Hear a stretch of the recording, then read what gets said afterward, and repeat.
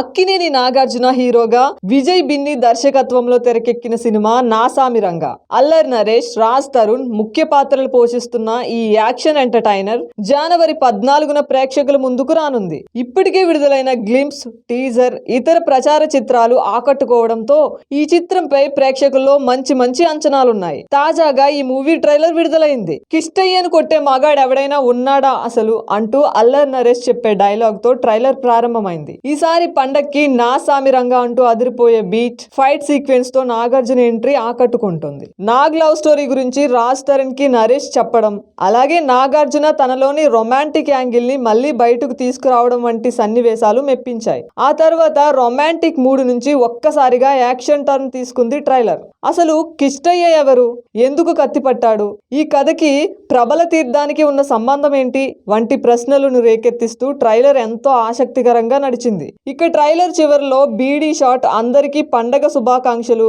అని నాగ్ చెప్పడం ప్రత్యేక ఆకర్షణగా నిలిచాయి. మొత్తానికి యాక్షన్, ఎంటర్టైన్మెంట్, రొమాన్స్, ఎమోషన్స్ కలగలిసి అసలు సిసలైన పండగ సినిమా అనే అభిప్రాయాన్ని నా సామిరంగా ట్రైలర్ కలిగిస్తోంది.